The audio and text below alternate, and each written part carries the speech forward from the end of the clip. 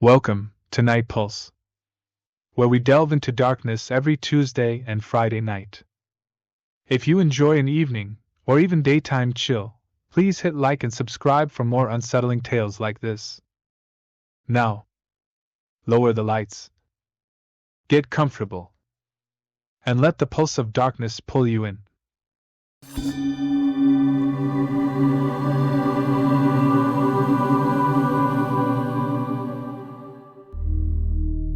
My name is Julia.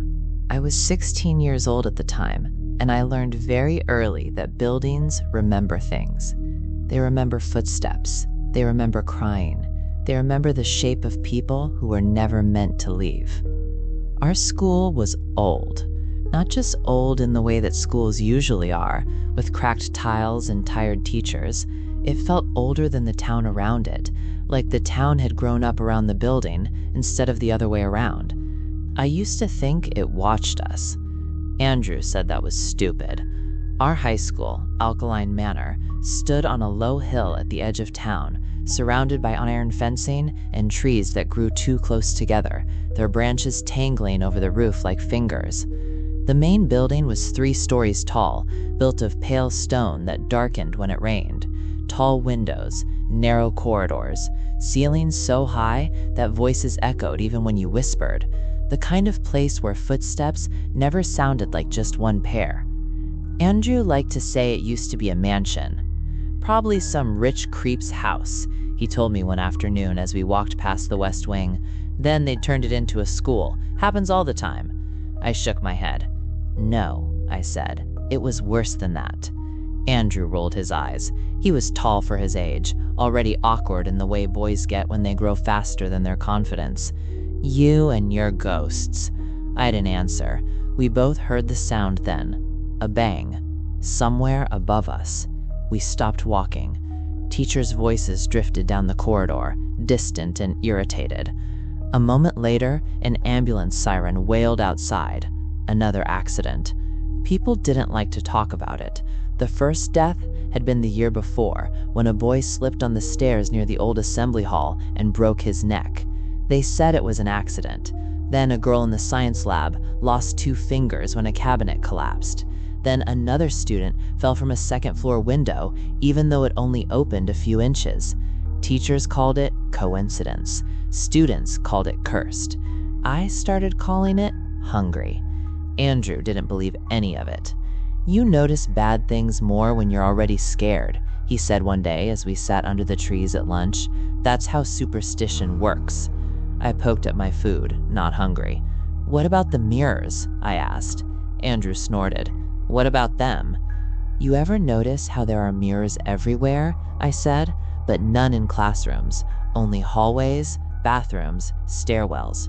So mirrors are meant to show you yourself, I said quietly. Why would a school need so many? Andrew stared at me for a second. Okay, he said, that one was creepy. I'll give you that.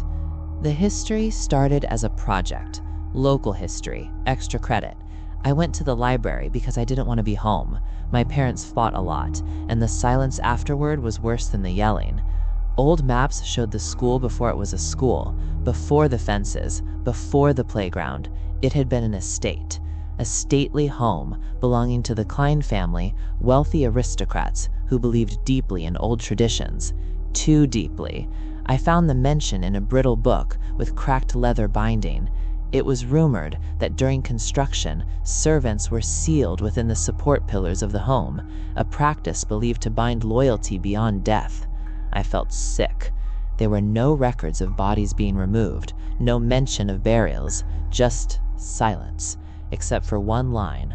One servant, a young woman with long black hair, resisted the rite and was forced into entombment. Her name was never recorded. I closed the book and stared at my reflection in the darkened window. For a moment, I thought I saw someone standing behind me. I told Andrew everything. He listened without interrupting, which was rare. When I finished, he laughed. Okay, that's messed up, but it's also nonsense. People were sealed alive into walls, I said. That's not nonsense. That's rumor, he replied, and even if it happened, it doesn't mean ghosts are killing kids. What if they're not killing them? What if they're just noticing them? Andrew sighed. You watch too many horror videos. I hesitated. Will you help me with something? He raised an eyebrow. Depends. A Ouija board. He stared at me, then laughed again. Oh my God, yes, absolutely yes. We broke into the school on a Friday night. Andrew said it like it was a joke, but his voice shook when he said it. We used the side door near the gym, the one with the broken lock everyone pretended not to notice. The school at night was a different place. The lights hummed, the air felt thicker. Every sound echoed too long. We set up the board in an empty classroom. Candles flickered. Andrew immediately started pushing the planchette around. Hello, spirits, he said in a stupid voice. We come in peace. Stop, I whispered. Relax, he said. Nothing's happening. And he was right. Nothing happened. The candles didn't flicker, the planchette didn't move. No voices, no cold air, no whispers. After 20 minutes, Andrew stood. Told you, he said. Boring. I nodded. We packed up. He walked me toward the exit. See you Monday, he said. I watched him leave. Then I turned around. I remembered the mirrors. The second-floor girls' bathroom had the biggest one. Old, tall, cracked at the edges like veins. I told myself I just wanted to look, just to see. The bathroom was quiet. Too quiet. I stepped inside. The lights flickered on slowly, one by one. My reflection stared back at me, then blinked. I froze. Something stood behind me. Long black hair, white skin stretched too tight, a mouth that smiled without opening. I didn't scream.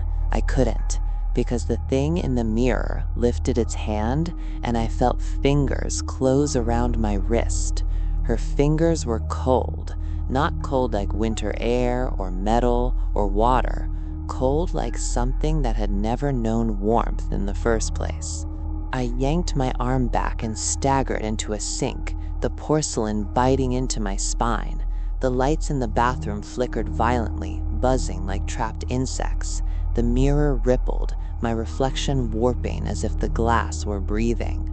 The thing behind me did not move. She stood in the mirror only. Long black hair hung in damp strands over a face that was too still to be alive. Her eyes were open, wide and dark with no white around them. Her mouth curved into a smile that looked practiced, as if she had learned it from watching others do it. I whispered, I'm sorry. I don't know why I said that. The words just came out. The smile widened. The lights went out. I ran. I don't remember leaving the bathroom, only the sound of my shoes slapping against the corridor floor, and the way the walls seemed to stretch, narrowing and widening like ribs as I passed.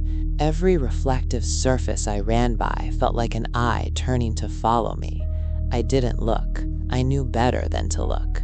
When I burst out into the night air, I didn't stop running until my lungs burned and my throat tasted like copper. I didn't slow until I reached my street and the familiar outline of my house came into view. Only then did I dare to glance at the darkened window beside the front door. My reflection stared back at me. For half a second, it was only me. Then a second face slid into place behind my shoulder, close enough that I could almost feel her breath. I screamed and fell backward onto the steps. The porch light flicked on. My mother opened the door, annoyed and tired. "What is wrong with you?" she snapped. The reflection vanished. I scrambled inside without answering. That night, I slept with the lights on and my mirror covered with a towel. Still, I dreamed of stone walls closing in and fingernails scraping against the inside of my skull. The next morning, Andrew noticed immediately. "You look awful," he said, handing me my bag as we walked into school. "Did you stay up all night Googling haunted architecture again?" I tried to laugh. It came out wrong. "She's real. I whispered. I saw her. Andrew stopped walking. Julia, he said gently, you scared yourself, that's all. I wanted to believe him, but as we passed the stairwell mirror near the west wing, I felt it, that same pressure, like someone standing too close behind me. I stared at the floor until we were past it.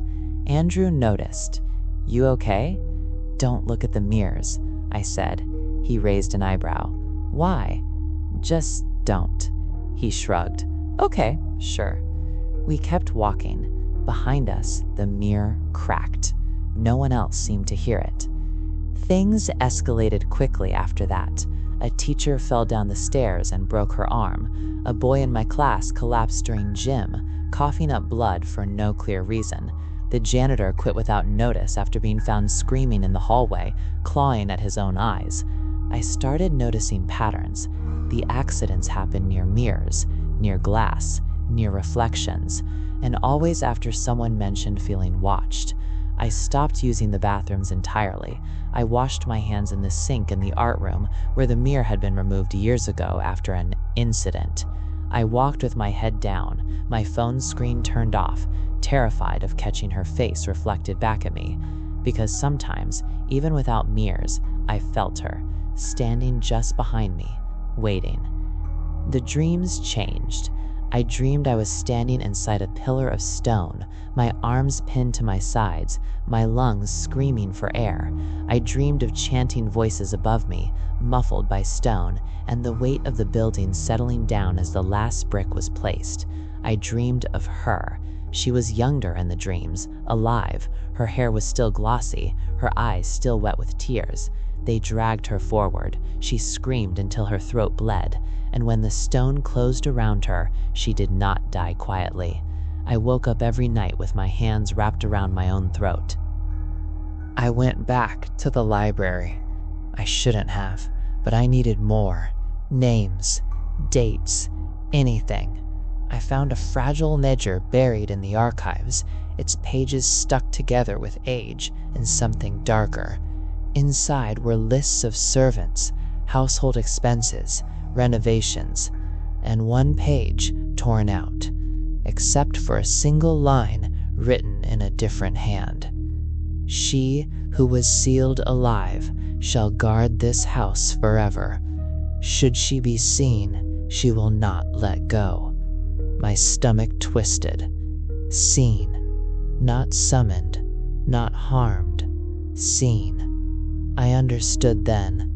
The curse wasn't activated by rituals or boards or words. It was activated by acknowledgement, by noticing her, by meeting her gaze. And I had looked. Andrew, I said at lunch, my voice shaking, if I tell you something, will you promise not to laugh? He studied my face for a long moment. I promise, he said. She's following me, I whispered. The servant, the one in the walls. Andrew exhaled slowly. Julia, I continued, she appears in mirrors, in reflections, and if you see her, she follows you until you die. He frowned. Okay, let's assume, hypothetically, that's true. I stared at him. What? How do we break it? He asked. My throat tightened. I don't think we can. Andrew shook his head. Everything has a rule, even ghost stories. I wanted to believe that. I really did. That afternoon, the fire alarm went off. Smoke poured from the west wing. We were evacuated into the yard as fire trucks screamed into the grounds. Teachers shouted, students cried. I stood frozen, staring at the old stone section of the building where the original pillars still stood. For a moment, just a moment, I thought I saw a figure in the smoke, her hair flowing upward like it was underwater. Andrew grabbed my arm. Julia, he said, you're shaking. She wants to be free, I whispered. What? The pillar, I said. That's where she is. The fire was contained quickly. Too quickly. The officials said it was faulty wiring, but I knew better. She was testing me. That night, I stood in my bedroom with a hammer in my hand. My mirror leaned against the wall, still covered. My phone buzzed on the bed, screen lighting up with notifications I didn't read. I uncovered the mirror. My reflection stared back at me. For a second, I was alone. Then she appeared, closer this time. Her face was ruined now, skin stretched and cracked, eyes sunken and furious. Her mouth opened, and this time she spoke. "You see me." My knees buckled. "Yes," I whispered, "I see you." Her hand pressed against the glass from the other side. "So you will carry me." "No," I said, forcing the word out. "I won't." Her smile twisted. "You cannot look away forever." I raised the hammer and brought it down. The glass shattered. The scream that followed did not come from the mirror.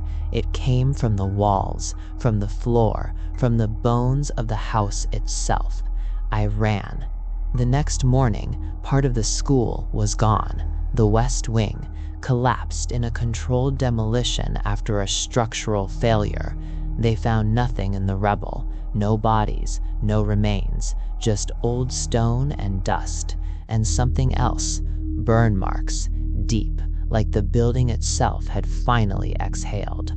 The dreams stopped after that. The feeling of being watched faded, but I never trusted mirrors again, even now, especially now. They turned the school into offices years later. People work there, late, alone. Sometimes they talk about a woman they almost notice, a shape in the glass, waiting. If you ever see her, don't look twice, because she doesn't need to touch you to follow you. She only needs to be seen.